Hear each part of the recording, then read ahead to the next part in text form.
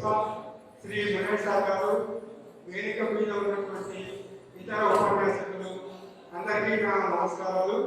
పిల్లలకు ఆశిస్తులు. పిల్లలు మీరు ఎప్పటికీ మా పిల్లలే.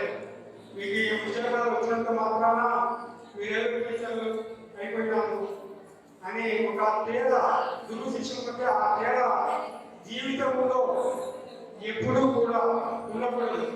ఎందుకు మాట్లాడుతున్నారంటే మేము గమనిస్తూ ఉంటాము. పోతూ ఉంటే పోతుందని మా పక్కనే పోతుంటారు. ఇక్కడ కారణాలే రకరకాలు పోవచ్చు. టీచర్ని అర్థం చేయకుండా పోవచ్చు, టీచర్ని అర్థం చేస్తూ డైట్ అయిపోయింది, ఏం పడుతుంది, ఏం పడుతుంది అంటే కాదు, ఏ పని ఉండకపోవచ్చు.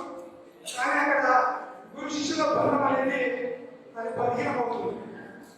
మరి ఆ సంగత జీవితంలో లేకపోతే టీచర్ కోసం మీరు ఉన్నా కూడా జీవితంలో ఎప్పుడో ఒకసారి మీకు కూడా అది మీ జీవితంలో ఎప్పుడో అవుతుంది. ఎందుకంటే మీరు 30 ఏళ్ళు సర్వీస్ చేస్తే 30 బ్యాచ్లు మీకు ఎక్కడి నుంచి పడిపోతాయి, జీవితంలో సొసైటీకి వెళ్ళిపోతాయి. సో ఆ రిఫ్లెక్షన్ అనేది ఎప్పుడో ఒకసారి మీకు కూడా జీవితంలో అవుతుంది. సో గురు శిష్యుల బంధం అనేది ఎప్పటికీ కూడా అది పటిష్టంగా ఉన్నదే కానీ జీవితంలో అది బలహీనపడుతుంది. బలహీనపడితే చాలా ఘోరంగా ఉంటుంది. అదొక విషయము. తర్వాత ఒక పిల్లవాడు అడిగాడు, సార్ మా టీచర్ గురించి కొంచెం అట్లా సలహా ఇవ్వండి అని. ఇప్పుడు మీరు టీచర్లు వృత్తిలో ఉన్నారు, మీరు వృత్తి చేసుకోవడం సక్రమంగా సైమల్టేనియస్గా మీ వృత్తితో కూడా మీరు హైయర్ ఎడ్యుకేషన్ చేసుకోండి. అంటే ఇంటర్మీడియట్ అంతేకాకుండా BSc BEd, BM BEd, MSc MEd, MA MEd. So ఇది పెంచుకోండి, క్వాలిఫికేషన్ పెంచుకోండి. క్వాలిఫికేషన్ పెంచుకోవడం వల్ల జీవితంలో మీ వృత్తిలో కూడా మీరు రాణించగలరు. భవిష్యత్తులో మీకు ప్రమోషన్ వచ్చే అవకాశం ఉంది. ఎందుకంటే దీనికి ఎగ్జాంపుల్ నేనే. ఎందుకంటే నేను డైట్ వచ్చినప్పుడు నేను పిల్లల డైట్లో క్రియేట్ చేశాను, ఇదే డైట్లో క్రియేట్ చేశాను. అప్పట్లో నా క్వాలిఫికేషన్ సో అక్కడ మీకు నన్న మరో రకంగా తెచ్చినారు ఈ డైట్ స్టూడెంట్ మీరు. సో నేను చెప్పలేమంటే బాబు మీరు ఇక్కడ నేను క్రియేట్ చేశాను. కరెస్పాండెన్స్ కోర్సు బీఈడీ, తర్వాత ఎంఈడీ, ఇవన్నీ ఉపాధ్యాయులలో క్వాలిఫికేషన్ పెంచుకోవడం వల్ల నాలెడ్జ్ అనేది పిల్లలకు ఉపయోగపడింది. ప్లస్ నా కుటుంబానికి నా ప్రమోషన్ వచ్చి నేను ఈ స్థాయికి వచ్చాను. తర్వాత ఇంకొక విషయం ఏమంటే మీ దగ్గర ఇప్పుడు 2వ తరగతిలో సపోజ్ 5వ తరగతి ఒక క్లాస్లో 20 మంది పిల్లలు ఉన్నారు, రోజులో 20 మంది ఉన్నారు, 15 మంది ఉన్నారు, 5 మంది క్లాస్ కాలేదు. మరి ఉపాధ్యాయ వృత్తిలో ఉన్న మీరు 15 మందికే పాఠాలు చెప్పాలా, 20 మందికి పాఠాలు చెప్పాలా? నాలెడ్జ్ ఎంతమందికి మీరు ఇవ్వాల్సి ఉంటుంది? మీకు జీతం ఎంతమందికి ఇస్తున్నారు గవర్నమెంట్? మీ రోజు ఎంతమందికి ఉన్నారో అంతమంది పిల్లలకు చదువు చెప్పడానికి మీకు గవర్నమెంట్ జీతం ఇస్తుంది. సో అలాగే 5 మంది పరిస్థితి ఏంటి అంటే వాళ్ళు ఏదో విధంగా మీరు పని కల్పించుకొని వాళ్ళకి మీరు చదువు చెప్పించాల్సిందే. లేకపోతే వాళ్ళు డ్రాప్అవుట్స్ అయిపోతారు. డ్రాప్అవుట్స్ అయిన పిల్లలు సమాజంలో భవిష్యత్తులో గుండాలుగా మారే పరిస్థితి ఉంది. కాబట్టి వాళ్ళ భవిష్యత్తులో సమాజానికి కీడు చేస్తారు. ఆ కీడు చేయకుండా వాళ్ళు ఉండాలంటే తప్పనిసరిగా టీచర్లు మీరు మీ దగ్గర చదువుకునే పిల్లవాళ్ళు ప్రతి పిల్లవాళ్ళు మీరు క్లాసులో కూర్చోబెట్టుకోవాల్సిందే. రోజు 7 గంటలే క్లాసులో మీరు కూర్చోబెట్టుకోవాల్సిందే. కూర్చోబెట్టుకుని మీరు చదువు లేకపోతే ఎవరి సమాజంలో చాలా వరకు తగ్గిపోతారు. సో ఉపాధ్యాయ వృత్తి అనేది చాలా కష్టంతో కూడుకున్నది. మరి వాళ్ళు ఏ విధంగా తగ్గించాలంటే అది ఇబ్బంది.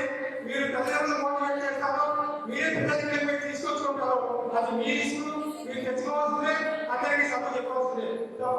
నాకు ఎగ్జాంపుల్ కూడా నేనే. ఎందుకంటే నేను చదువుకునే రోజుల్లో నేను 1వ తరగతిలో డ్రాప్ అవుతాను. 1వ తరగతిలో నేను పడిపోలేదు. అందుకోసంలో ఆ రోజుల్లో మా టీచర్లు నాకు 1వ తరగతిలో ట్రైన్ చేశారు. కారణం నాకు అమ్మాలో 1, 2, 7లో మరి నా విషయంలో మా టీచర్లు ఏం చేశారంటే నా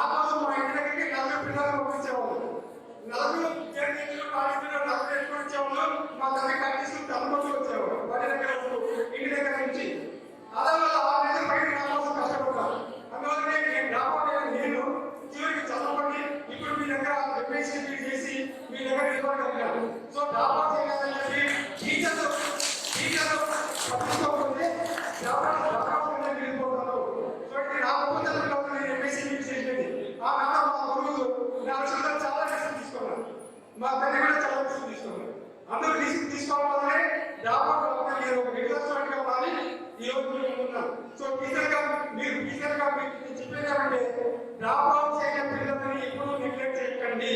వాళ్ళని తరగతుల్లో తీసుకొచ్చి కూర్చోబెట్టుకోండి.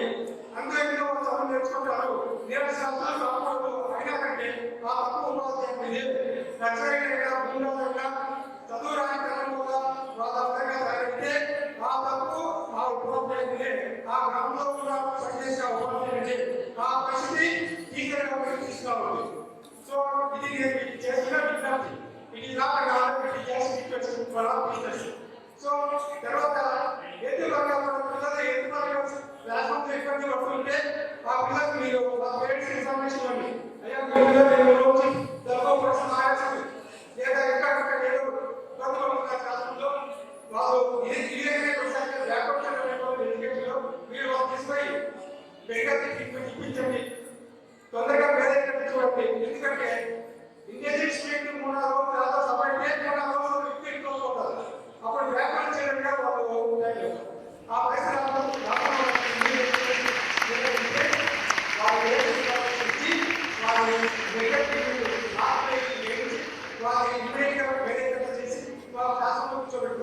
సో ఈ టీచర్ తీసుకున్నప్పుడే పిల్లలు తర్వాత మీరు కూడా పిల్లలతో పాటు అంటే చదువు చెబుతూ మీరు క్వాలిఫికేషన్ పెంచుకుంటూ మీ పిల్లలు కూడా మీరు మీకున్న నాలెడ్జ్ మీ పిల్లలతో ఉపయోగించుకుంటూ మీరు ప్రమోషన్ పొందుతూ అంటే నేను చెప్పేది ఏమంటే సమాజంలో ఉన్న పిల్లల్ని డెవలప్ చేయండి.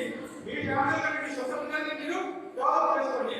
మీ నాలెడ్జ్ డెవలప్ చేసుకోండి. ఎందుకంటే నిన్న ఉన్న ప్రాణాన్ని ఈ రోజు ఉపాధ్యాయులు తరగతి గదిలో బోధిస్తే కేవలం ఆయన ఆలోచించేవాడు.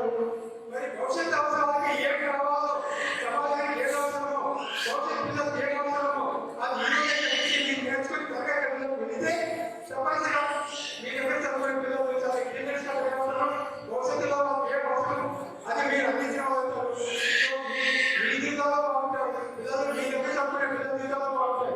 సో ఆ విధంగా మీరు మెరగాలని మీ ఉపాధ్యాయ పిల్లలు మంచిగా ఉండాలని ఆ గ్రామంలో పెద్దలతో మంచిగా మెరగాలని మీకు సలహాలిస్తూ ఈ అవకాశం ప్రిన్సిపల్ తెలియజేస్తూ